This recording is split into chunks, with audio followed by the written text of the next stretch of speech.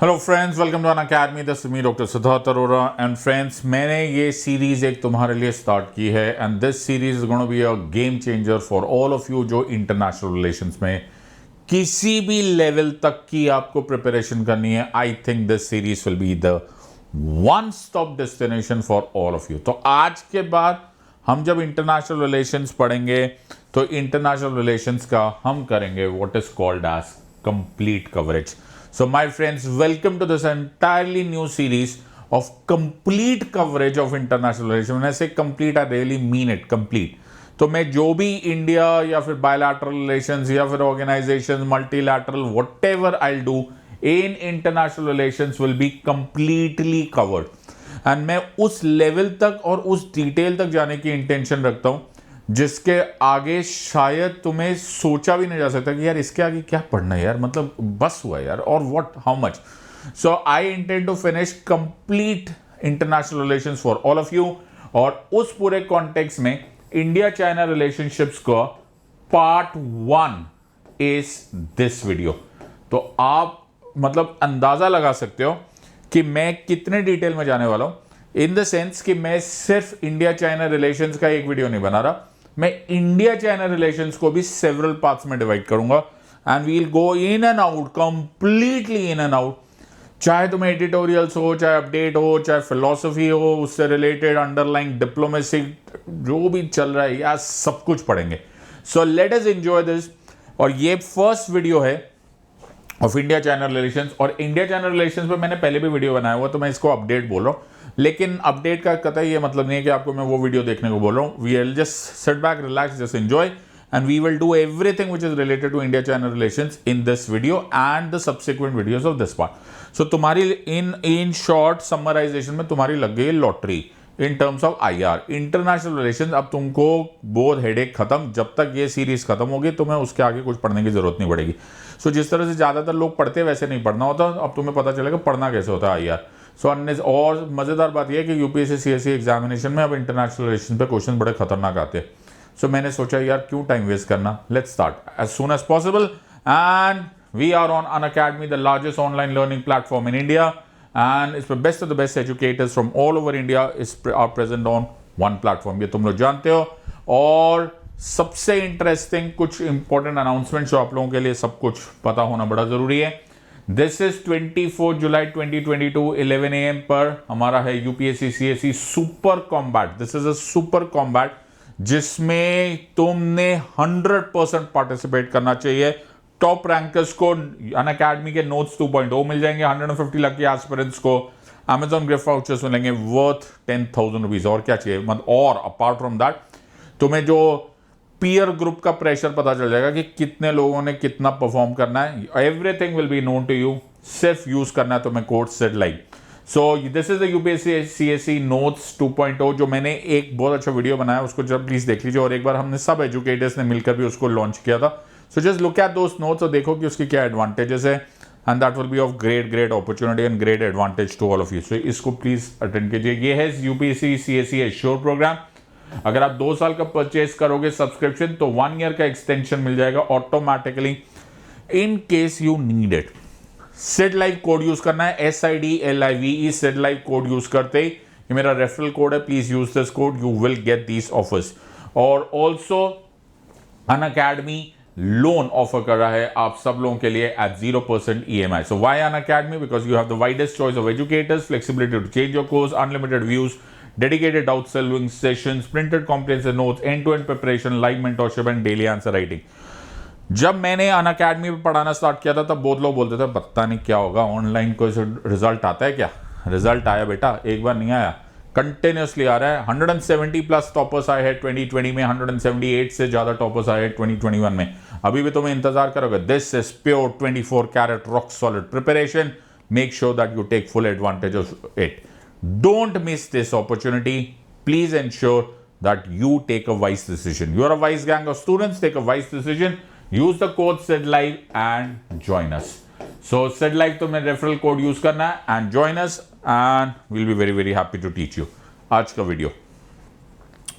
So हम लोग पढ़ रहे हैं इंडिया चाइना रिलेशंस। तुम्हें इतना बताने की मुझे जरूरत भी नहीं है कि ये बहुत इंपॉर्टेंट टॉपिक है, सबको मालूम है, राइट। और इफ नॉट एवरी डे, कम से कम एवरी ऑल्टरनेट डे तुमको कुछ ना कुछ न्यूज़ में मिल जाता है with relationship to India China relations. तो पॉइंट ये कि अनअकैडमी पे हम लोग ने बहुत सारे पहले भी वीडियोस बनाए, यूट्यूब पे भी बनाए, प्लस क्लासेस में किए। सो क्या से करना होता है, let me start right from the beginning, जहां से शुरुआत होती है वहां से शुरुआत करते हैं। बट ऑब्वियसली क्योंकि हम लोग करंट अफेयर्स रिलेटेड, आईआर से रिलेटेड भी पढ़ते हैं, so let us understand this for the, कहीं एक बीच में से निकाल लेते हैं। तो 28 मार्च 2022 को ये एक न्यूज आई थी।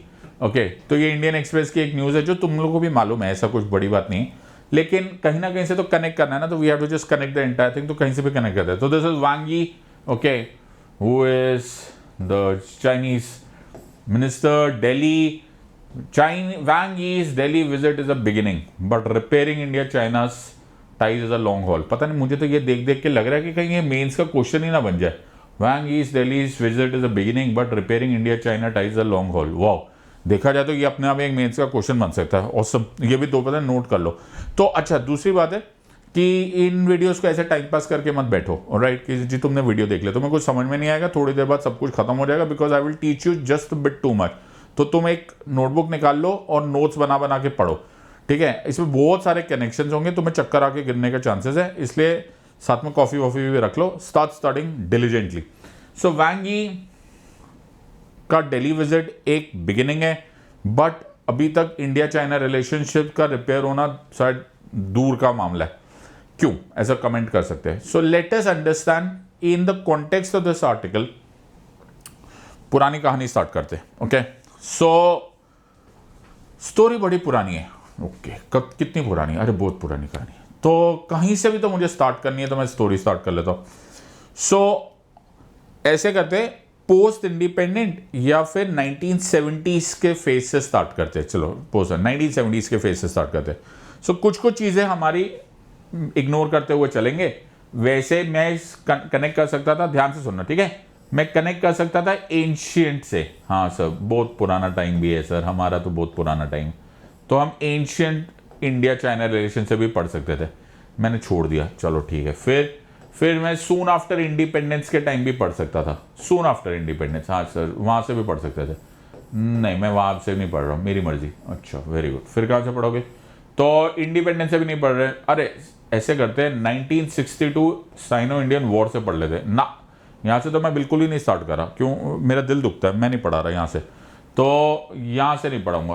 तो 1962 के बाद 1970s ऑनवर्ड्स, 1980s, ओके, इस फेज को पकड़ लेते। ये एक मिडल वे हो जाएगा, तो somewhere right in the middle हो जाएगा। तो ना 75 ईयर्स है, तो बीच बीच में अराउंड 30 ईयर्स के बीच में करते। तो Deng Xiaoping, who was the thought process, the think tank, तो डेंग ज़ाओपिंग, ओके, ने एक बहुत अच्छा कमेंट किया था, ओके, डेंग ज़ाओपिंग, ऑलराइट। तो इससे एक बहुत अच्छा कमेंट किया था। इनके बारे में मैं सब बताऊंगा, ठीक है, तो चिंता मत करो, just absorb, okay, just enjoy the entire story. Deng Xiaoping ने एक कमेंट दिया था। तो राजीव गांधी साहब जब एक्स प्राइम मिनिस्टर थे, वो चाइना गए, तो डेंग ज़ाओपिंग ने बड़ा उनको गले लगाया, बड़ा वार्म वेलकम किया, बड़ी अच्छी अच्छी बातें की। और डेंग ज़ाओपिंग का एक कॉन्सेप्ट था कि ये एशियन सेंचुरी होगी, right, the 20th century Asian century होगी। अब पता नहीं वो 20th की बात करे, 21st की बात करे, आइदर वे अगले 100 साल एशियन सेंचुरी होगी। लेकिन अजीब सी बात हुई, उस एशियन सेंचुरी में क्या हम साथ साथ होंगे? In other words, this will be the Asian century. और जब एशियन सेंचुरी होती है तो देर आर एशियन जाइंट्स। तो India and China are Asian giants. I hope you are understanding मैं जो बोल रहा हूं। So please keep making notes, okay, आराम से मत बैठना। So India and China are Asian giants. तो मैं ऐसा विचार कर रहा हूं कि डेंग ज़ाओपिंग कौन से एशियन सेंचुरी की बात कर रहा था? क्या वो उस एशियन सेंचुरी की बात कर रहे थे जिसमें India and China will be together leading the world into a new so called utopian और सब न्यू वर्ल्ड ऑर्डर, कि उसमें सिर्फ चाइना ही था? इस पर एक विचार हो सकता है। So I hope you are understanding. मैं तुम्हें फैक्ट्स नहीं बता रहा हूं, I am actually trying to open your brain into how international relations पढ़ने होते। So now the context is कि वर्ड एशियन सेंचुरी बहुत अच्छा लगता है, ओके, डेंग ज़ाओपिंग का ही वर्ड था। एंड इस वाले बहुत सारे कॉन्सेप्ट में हमने बहुत सारे आर्टिकल देखे. अब तुम नोटिस करो मैं तुम्हें कहां से पढ़ा रहा हूं. तो I will be teaching you from various articles, I will be teaching you from various sources. तो द हिंदू में एक बहुत अच्छा आर्टिकल आया था, the main planks in a counter China policy. ये काउंटर चाइना पॉलिसी करने की जरूरत क्यों हुई? क्यों हम साथ साथ नहीं चल सकते? क्यों हमारा कॉन्सेप्ट एशियन सेंचुरी, हम again and connecting the same points to Asian century जी. एशियन सेंचुरी है, चाइनीज सेंचुरी है, एशियन सेंचुरी है ना. तो द 21st सेंचुरी को बोला गया था, was once heralded as what is called as the Asian century, okay, जिसमें China and India was supposed to lead. Are you understanding? So 1988 में Chinese leader Deng Xiaoping had mentioned to Rajiv Gandhi साहब that उसको खुद को ये शक है, yes, उनको खुद को ये शक है कि ये एशियन सेंचुरी कैसे हो सकती है. So Deng Xiaoping Asian century जब ये बात कर रहे थे तो was he talking about India, China और only China.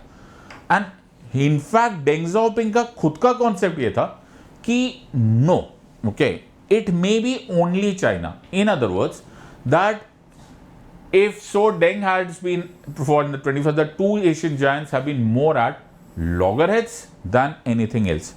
So there is a problem. What is the problem? The problem here is कि although मैं इस कनेक्शन को स्टार्ट कर सकता था एंशियंट टाइम से, yes, so तुमने थोड़ा बहुत पढ़ा हुआ है फाहाइन का, वेंसांग का, they had visited. In fact, Buddhism spread from India to China. There have been many talks about interactions between Indians and Chinese. हम लोग दोनों ही so called ancient civilizations के part है.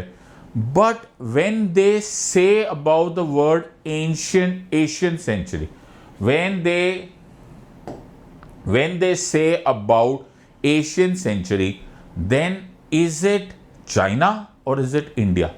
Well, I would assume that this is primarily China. In the thought process of China, Chinese century है. It is the Chinese century which is the talking part. So the latter, having shaken off its image as a status quo power, is intent on dominating the geostrategic space in its neighborhood and across Asia before embarking on its ambition to displace the United States as global numero uno.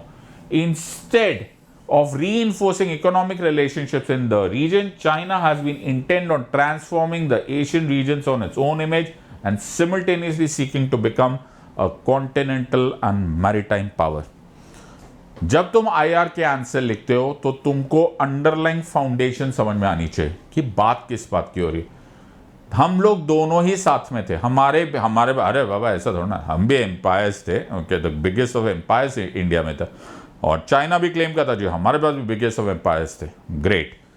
एक हो गया commonality, very good. दूसरी commonality क्या है?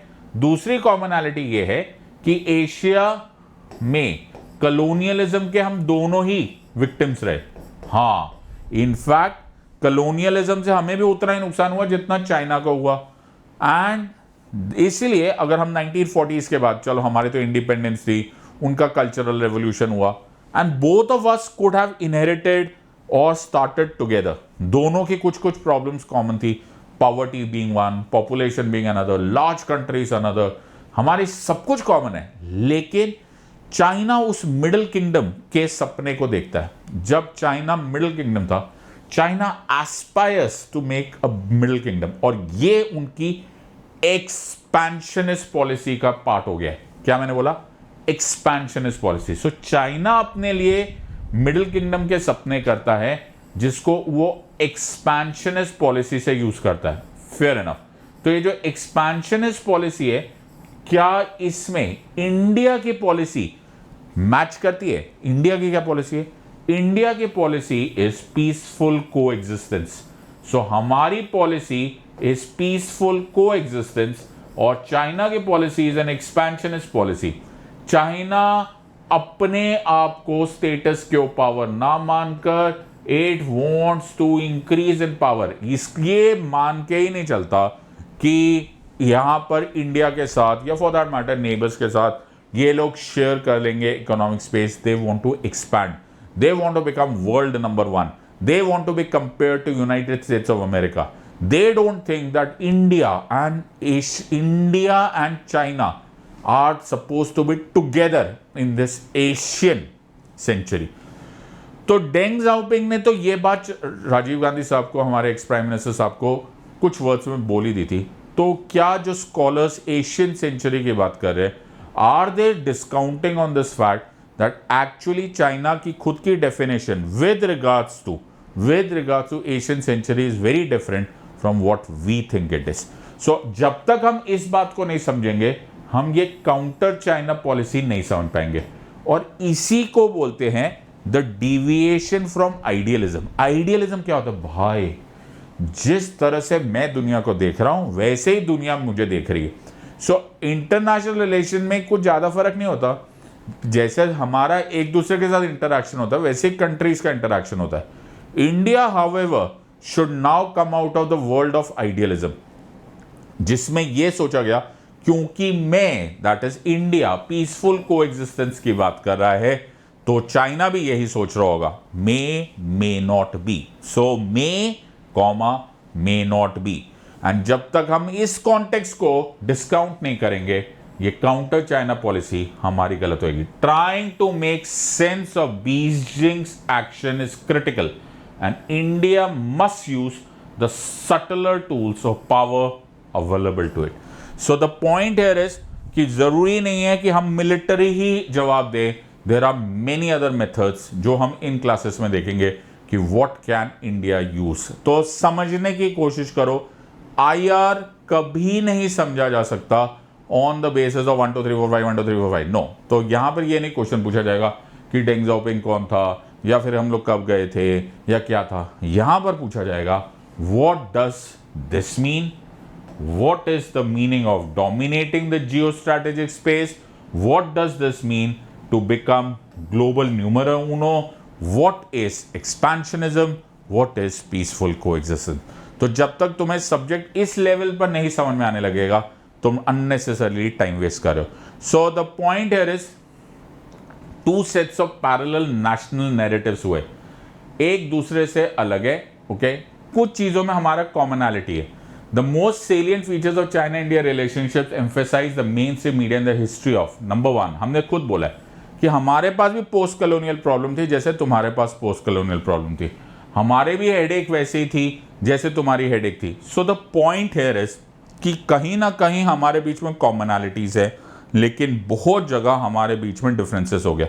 सो there are certain things जो narratives में same है. हमें भी सोशल जस्टिस की ज़रूरत है, हमें भी पॉपुलेशन मैनेज करना था, हमें भी पॉवर्टी मैनेज करनी थी, लेकिन चले तो हम साथ साथ थे. But then we have deviated. So we'll come back to these slides and we will try and understand each of these parts, लेकिन ग्रेजुअली. तो समझने की कोशिश करो. आई होप तुम्हें पूरा कॉन्टेक्स्ट समझ में आ रहा है कि ये कुछ अलग ही वीडियो सीरीज होने वाली है.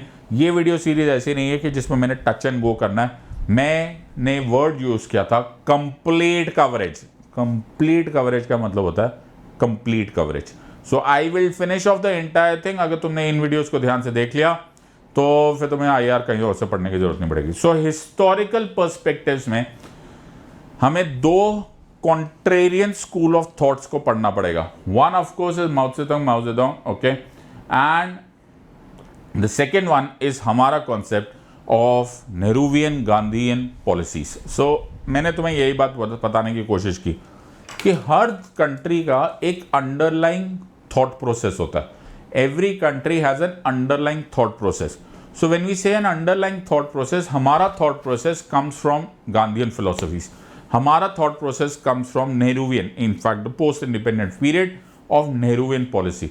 और इस नेहरूवियन पॉलिसी और गांधीयन पॉलिसी में जो मोस्ट इंपॉर्टेंट कॉमन फैक्टर है, जिसको मैं एक लाइन में बोल सकता हूं, इज पीसफुल को एग्जिस्टेंस. लाइन है पीसफुल को एग्जिस्टेंस. हम किसी की जिंदगी को खराब नहीं करना चाहते, कोई हमें ना तंग करे, हम किसी को ना तंग करेंगे. पीसफुल को एग्जिस्टेंस. चलो साथ साथ, सबका साथ, सब साथ में चलते. This is our concept and this is underlying our concept. तुम इसको कहीं से भी पढ़ सकते हो. Article 51 of the constitution. क्या हो गया? मैं ऐसे थोड़ा ना पढ़ूंगा. Okay, very good. मैं साथ में पढ़ूंगा. अच्छा, जब तुम बोलोगे सिद्धार्थ सर खुद पढ़ रहे हो, ओके, मैं साथ में पढ़ूंगा. ओके सो मैं पढ़ रहा हूँ आर्टिकल 51. वेट यार, तुम भी कह दो. Okay, so Article 51 of the Constitution says promotion of international peace and security. The state shall endeavor to A. Promote international peace and security. B. Maintain just and honorable relations between nations. C. Foster respect for international law and treaty obligations in the dealings of organized peoples with one another. And D. Encourage settlement of international disputes by arbitration. बहुत बड़ी बात है. Article 51 मेरा constitution, मेरे देश का constitution, हमारे state को, हमारा एक कॉन्स्टिट्यूशन ये बोल रहे हैं कि maintain international peace, maintain your honourable relationship with treaties. In other words, इसको मैं शॉर्ट में बोलूं तो पीसफुल कोएग्जिस्टेंस गांधीयन कॉन्सेप्ट है हमारे अंदर दैट कॉन्सेप्ट हमारे डीएनए में आ गया. ये देश किसी देश के ऊपर अटैक नहीं करेगा, ये देश हर एक के साथ ऑनरेबल रिलेशन रखेगा, ये हमारा कॉन्सेप्ट है. वेरी गुड, अच्छा लग रहा है. अब चाइना के बारे में भी सुन लो. तो चाइना का concept is a completely different concept. China जैसा हमारा गांधीयन कॉन्सेप्ट है, तो Chinese concept on the same grounds will be emerging from Mao. तो माओ जेडोंग जो जैसा हमारे अंडरलाइन कॉन्सेप्ट गांधीयन कॉन्सेप्ट है, तो Chinese concept is primarily derived from Mao's concept. So Mao जो है वो ऐसे करके राइट पाम दिखाते थे. You see this? हाँ, वेरी गुड सर. ये क्या है? मेरा पाम है, ये माओ का पाम है. सो माओ सेड कि जो अभी का चाइना है ना, वो अभी का चाइना नहीं है. ओके, उसको तो और बढ़ना है. तो there is to be an अखंड China, so to say one China. तो वन चाइना क्या, China China? No, he said ये चाइना जो है इसमें अभी फैलना बाकी है. So this is Tibet. Okay, this is Tibet. So इसको, ये जो पाम है, this will be called as Tibet. Okay, so उसने टिबेट को राइट पाम डिस्क्राइब किया. ओके, समझ में आ रहा है? यस. अभी कहानी खत्म नहीं हुई. फिर उसने डिस्क्राइब किया कि ये कहानी खत्म नहीं हुई है, ये 5 फिंगर्स अभी भी एक्सपैंड होनी बाकी है. तो उसने अपने 5 फिंगर्स दिखा दिए. अच्छा जी, ये क्या क्या हो गया जी? तो यहां से स्टार्ट करो, तो कहीं से भी स्टार्ट करो, ऐसा कुछ नहीं, बट हाँ तुम ज्योग्राफिकली स्टार्ट करो तो अरुणाचल प्रदेश भी आएगा, भूटान भी आएगा, सिक्किम भी आएगा, नेपाल भी आएगा और लद्दाख भी आएगा. क्या बात! अरे जो जिसका अंडरलाइन थॉट प्रोसेस, जब गांधी जी हमारे थॉट प्रोसेस में है, जो डीएनए हमारा गांधीयन थॉट प्रोसेस का है, और गांधीयन थॉट प्रोसेस ये बात बोलते हैं कि पीसफुल कोएग्जिस्टेंस होना चाहिए, नॉन वायलेंस होनी चाहिए, इंटरनेशनल एग्रीमेंट्स को रिस्पेक्ट होना चाहिए. हमारा कॉन्स्टिट्यूशन बोलते हैं, हम एक स्टेट को डायरेक्ट करते हैं, तो वो हमारे ना अंदर समा जाता है. ओके, एज एन कंट्री का डीएनए उसके हर पॉलिसी में दिखने लगता है.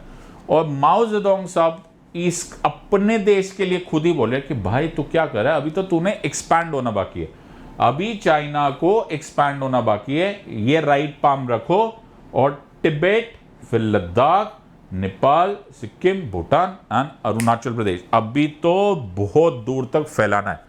अब इसको लाइन को क्या बोलोगे? फैलाना है. फैलाना मतलब एक्सपेंशनिस्ट पॉलिसी है.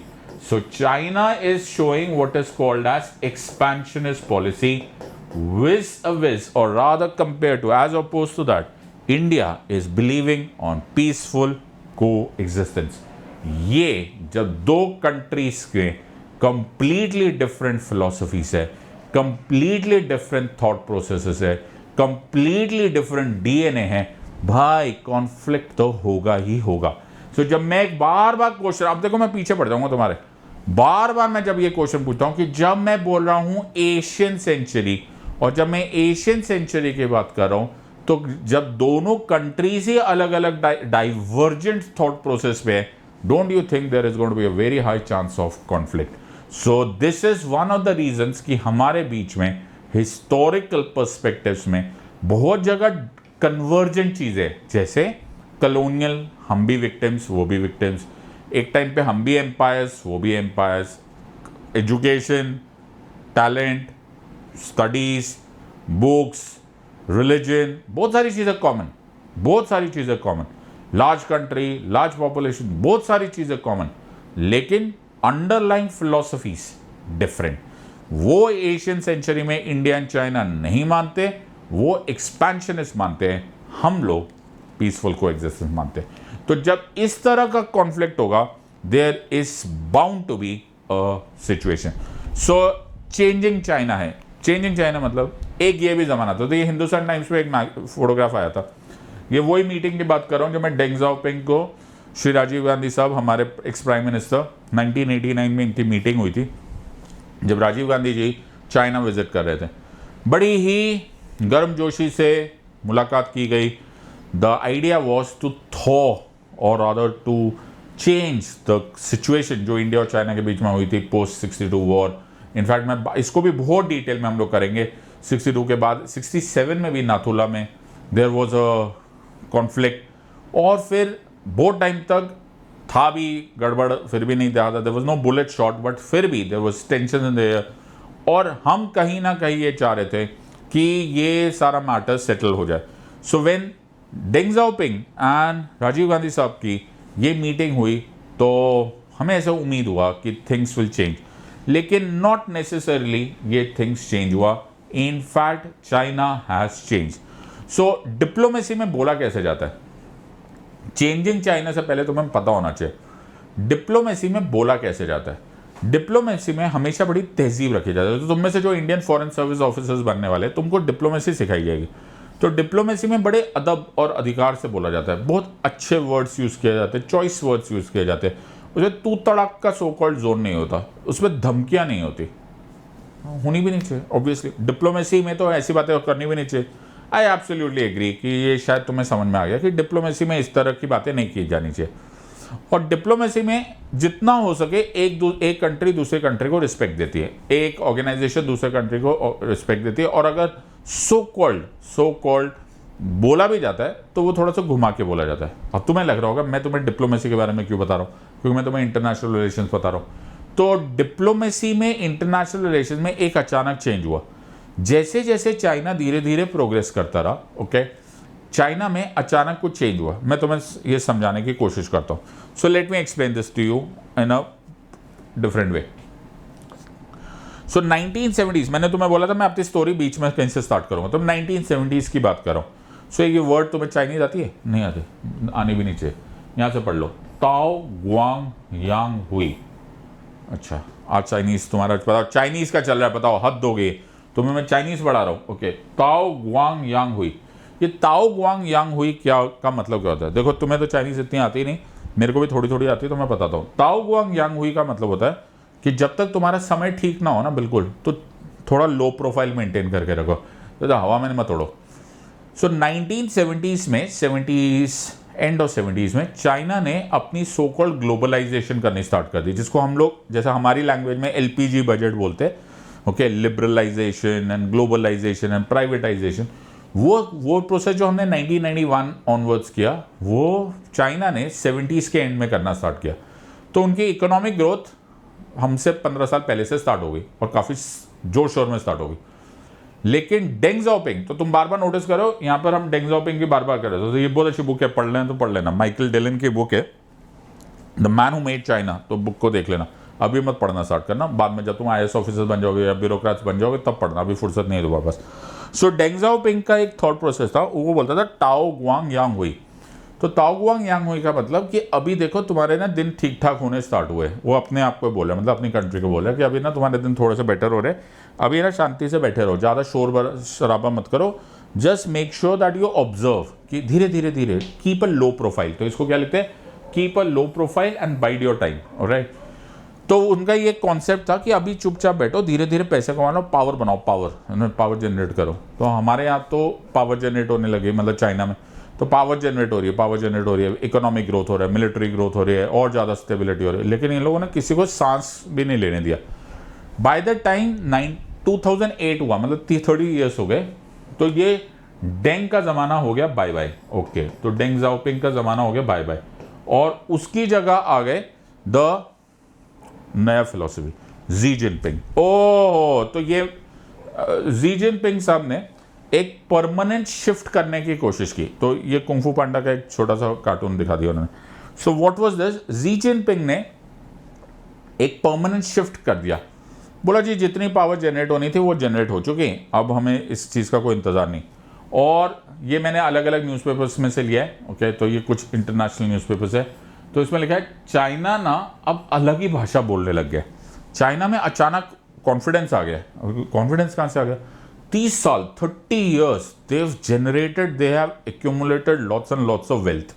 उनके पास बहुत पावर आ गई, मिलिट्री पावर आ गई, मनी आ गया है, फॉरेन रिजर्व्स आ गए, इंडस्ट्रियलाइजेशन ज़बरदस्त हो गई है, पूरा वर्ल्ड में कहीं ना कहीं उनका डायरेक्टली इनडायरेक्टली हर जगह पे ट्रेडिंग है। और जब ट्रेडिंग इस तरह से होती है, इतना पैसा आता है, तो ऑब्वियसली डिप्लोमेटिक पावर्स भी बढ़ जाती है एंड सो ऑन सो। तो अब ना चाइना की लैंग्वेज ही चेंज हुई पड़ी है। तो मैं तुम्हें चाइना की लैंग्वेज सुनाता हूँ, बताओ देखो जी।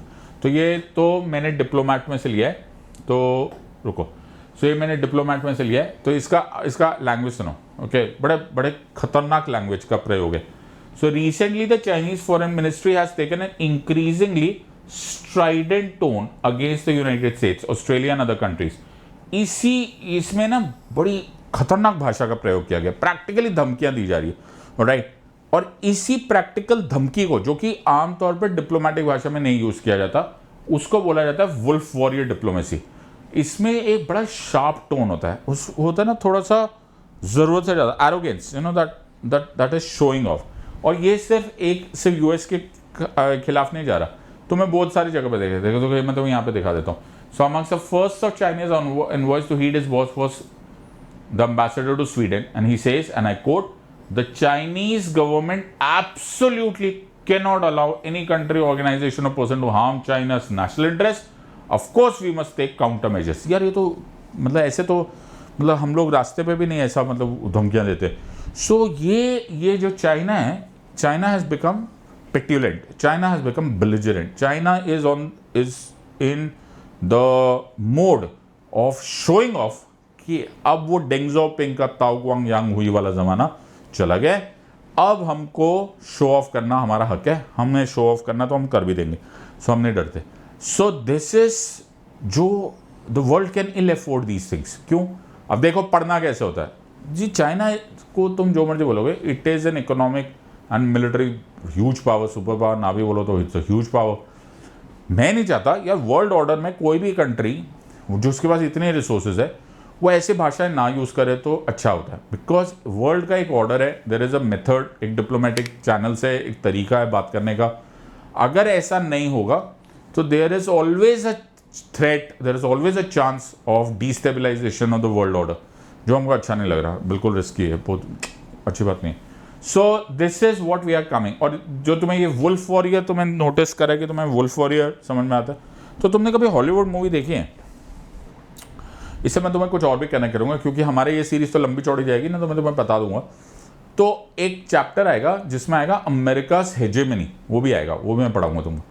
तो अमेरिका का हेजेमनी क्या है? हेजेमनी वर्चस्व, ओके। वर्चस्व कैसे बना? दूजा, अरे बहुत सिंपल है सर, अमेरिका का वर्चस्व बना उसके इकोनॉमिक पावर से, मिलिट्री पावर से, और क्या, ये बहुत पावर होते माना। लेकिन अमेरिका का एक वर्चस्व बनाने में एक और काम बहुत जबरदस्त हुआ, और वो था मूवीज, फिल्म्स, हॉलीवुड की मूवीज स्पेशली। तो हॉलीवुड की तुम कभी मूवीज देखोगे ना, तो उसमें बहुत अच्छी तरह से दिखाया है Rambo. Rambo, Sylvester Stallone, very good, American hero है, वेरी गुड। अमेरिकन के लोग हीरो होते हैं और बाकी दुनिया उनसे मार खाने के लिए या फिर विलेन है। कभी तुमने नोटिस किया अमेरिका? तो ये क्या होता है, तुम जॉन रैम्बो देख रहे हो, तुम टॉप गन देख रहे हो, पूरी दुनिया में सबसे फेमस स्टार्स अमेरिका से आ रहे हैं। जो भी तुम्हें दिख रहा होगा ना, वो तुम्हारे धीरे धीरे पूरे दुनिया में तुम्हारी आंखों में जम गया। अमेरिकन्स मतलब हीरोज है, अमेरिकन्स कभी हार नहीं सकते, अमेरिकन्स पावरफुल है वर्ल्ड में। दुनिया से कोई भारी दुनिया से एलियंस आकर वर्ल्ड पे अटैक करे, बचाने कौन जाएंगे? अमेरिकन्स जाएंगे, ओके। और मार कौन खाएंगे? बाकी सब लोग मार खाएंगे, वेरी गुड। तो बाकी सब लोग ऐसे बैठे हुए जी, बाकी सारे हीरोज अमेरिकन से। तो अमेरिकन हेजेमनी क्रिएट करने के लिए अमेरिका ने, यूएसए ने, बताओ ये भी अपने आप में एक हेजेमनी है। अब इसमें क्या हेजेमनी, मतलब कितने ताज्जुब की बात है कि अमेरिका, नॉर्थ अमेरिका एक कॉन्टिनेंट है, लेकिन हम लोग अमेरिका ऐसे बोलते हैं जैसे कि अमेरिका ही कॉन्टिनेंट है। अरे अमेरिका तो एक कंट्री का नाम ना, United States of America, but हमारे लिए तो पूरा कॉन्टिनेंट ही अमेरिका बन के बैठ गया हो। बोलने का तरीका है, ये भी एक हेजेमनी है, तो ब्रेन कंट्रोल में आ जाता है। अब जब चाइना ने बोला यार ये बहुत हो गया, अब हमारी बारी है, और वहाँ पर ये जो वुल्फ वॉरियर है, ओके, ये उनकी सबसे फेमस मूवी हो गई है। So this is actually movie. अब मेरे को तो मालूम नहीं है सब लोग हीरोज कौन है, वू जिंग, फ्रांक ग्रिलो और ये सेलिना जेड, मैं जानता नहीं हूँ, बट ये मूवी है, ओके। सो ये मूवी वहाँ पर फेमस हो गई, और इस मूवी में पहली बार ये दिखाया गया कि जी ये देखो, बताओ कि अब ना दुनिया चाइनीज बचाएगी। यू अंडरस्टैंडिंग जी, ये वही कॉपी हो रहा है एग्जैक्टली। तो ये जो वुल्फ वॉरियर पॉलिसी है, this comes from, the word comes from wolf warrior, that shows that we are not going to be, we are being going to be number one. अब दुनिया को प्रोजेक्ट करने का time आएगा कि China बचाएगा, China के लोग हैं, चाइना के सुपरस्टार्स है, सब कुछ चाइना है, right. So they are trying to show off. So it is not only physical, it is not only in terms of military, it's not only in terms of economical but also in terms of psychological. So China expansion के mode में है, and China that is why is showing off not only this, sports में देखोगे, diplomacy, international diplomacy में दिखाओगे, world में power दिखाएंगे, naval का दिखाएंगे, द डेट बुक पॉलिसी दिखाएंगे, and so on and so forth, they are now showing off. तो ये अमेरिका ने, अमेरिका फिर बोल रहा हूँ, यूनाइटेड स्टेट्स ऑफ अमेरिका ने कुछ साल पहले किया था, शायद सेंचुरी बैक किया था, वर्ल्ड वॉर 1 के से पहले स्टार्ट कर दिया था उन लोगों ने, वो शायद चाइना आज रेप्लिकेट कर रहा है। अब कितना सक्सेसफुल होगा कितना नहीं होगा ये तो कौन कह सकता है, ये तो आने वाला वक्त बताएगा, लेकिन चाइना ये ट्राई कर रहा है। लेकिन what China is doing is creating ripples. China तो तुम अब समझो, मैंने तुम्हें प्रॉमिस जो किया था, ये आईआर का जो सीरीज होगा ये बहुत डिफरेंट होने वाला है। So you have to understand, और मैं तुमको सब कुछ बताने वाला हूँ, तुम्हें इतना कुछ पता चल जाएगा कि तुम पूरी बुक लिख सकते हो। So I will teach you from variety of sources. So as I said, India peaceful coexistence की बात कर रहे हैं, और एटलीस्ट हमारे डीएनए में, तो क्या हमें वैसे ही आइडियलिज्म में जाना चाहिए जैसे कि नेहरूवियन टाइम्स में था, या फिर हमें प्रेजेंट नरेंद्र मोदी गवर्नमेंट के जैसे बिहेव करना चाहिए, जो कि काफ़ी रियल पॉलिटिक है, he is very very realistic, he is trying to understand. लेकिन उस काउंटर चाइना पॉलिसी में क्या मोदी गवर्नमेंट सोच रही है, क्या कैसे हमारे external affairs minister mister Jaishankar behave करे, उसका बहुत कुछ रूट्स हमको तब समझ में आएगा जब हमें हिस्टोरिकल पर्सपेक्टिव समझ में आएगा, जब हमको ये समझ में आएगा कि ये चाइना जो कर रहा है ये हो क्यों रहा है। सो ये वुल्फ वॉरियर पॉलिसी है, और ऐसे देखो वर्ड्स दिखाई देंगे। सो उनके बारे में कुछ भी क्रिटिसाइज करो कि वो उइगुर उसके बारे में क्या करें, वो लोग भड़क जाते हैं। The world and the Chinese diplomats have change, announce the Global Times. So Global Times उनका खुद का ही न्यूज़पेपर है, उसे बोलते हैं mouthpiece of the state Chinese government. तो वो खुद ही बोले, ये मुझे चाइनीज़ नहीं आते, बट वो यहाँ पर ये वाला पार्ट नहीं आता, बट मुझे इंग्लिश आता है। तो यहाँ पे क्या लिखा है, चाइनीज़ ड्रीम। तो तुम अगर हॉलीवुड मूवी देखोगे ना तो तुम्हें याद आएगा, तुम एक बड़े टाइम से फेमस था द अमेरिकन ड्रीम, ओके। अब भैया ये चाइनीज़ ड्रीम होने वाला है। सो ये इनको लगता है, अभी के लिए तो यही है। So it's announced the Global Times, the Chinese Communist Party publicly in an opinion piece run last one. It said, and I quote, "The days when China can be put in a submissive position are long gone. China's rising status in the world requires it to safeguard its national interests in an unequivocal way." Very, very, very, very aggressive language. We have a changing China. So बहुत सारे context हमारे लिए problem है। और एक बात और बताऊं, चाइना जो कर रहा है वो हमारे लिए स्पेशली मैटर करता है, बिकॉज चाइना हमारा नेबर है, राइट। अगर यही कोई और कंट्री कर रही होती और काफ़ी दूर कर रही होती तो हमें टेंशन होती, लेकिन इतनी टेंशन नहीं होती। ये हमारा नेबर है, और राइट, और हमें इसको ये देखना है कि ये चाइनीज़ पॉलिसी क्या एक परमानेंट चेंज है, या फिर शी जिनपिंग अपना पर्सनालिटी या कल्ट पर्सनालिटी। बहुत सारे लीडर्स को जो प्रॉब्लम हो जाती है, जो एक हमारे जो नॉर्थ कोरिया के हेड है, ओके, उनका भी यही है। सो ये जो सिचुएशन हो जाती है ना, वो कल्ट फिगर बनाते हैं। They want to live for the posterity, कि जो हम कुछ ऐसा बनाना चाहते हैं, हम ऐसा कुछ करके दिखाना चाहते हैं जो कि हमारे जाने के बाद भी दुनिया याद रखे। हिटलर को भी ऐसे ही गुमान था, कुछ हद तक नेपोलियन को भी ऐसे ही था, म्यूसोलिनी को भी ऐसे ही था। Everybody who might have done it right और wrong. Is Xi Jinping's policy going to be Xi Jinping's policy, or is Xi Jinping's policy going to become China's policy? Now this is something that we have to understand, और यही सारे questions तुमको UPSC पूछता है and you have to go deep into it. कोई नहीं पढ़ता और कोई नहीं पढ़ाता.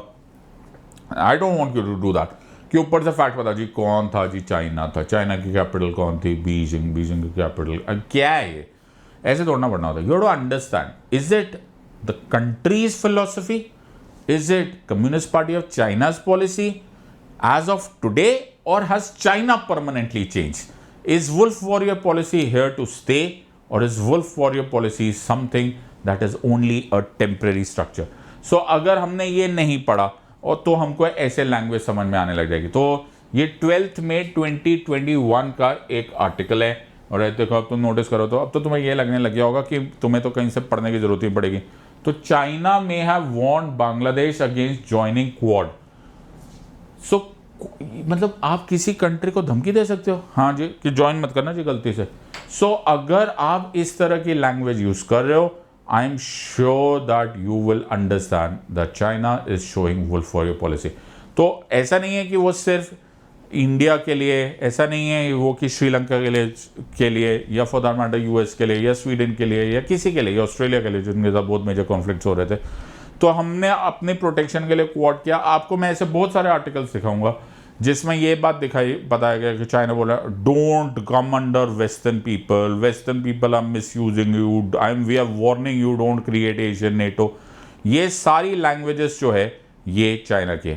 सो in the next part of this video, right, and when I join you next time, मैं तुम्हें पढ़ाऊंगा the different phases of India China relation. तो हम लोग सारे फेजेस को करेंगे one by one and trying and understand each of these parts, ताकि हमको समझ में आए कि एक्चुअली ये इंडिया चाइना रिलेशन को पढ़ना कैसे. सो आज मैंने इतना ही पार्ट किया है.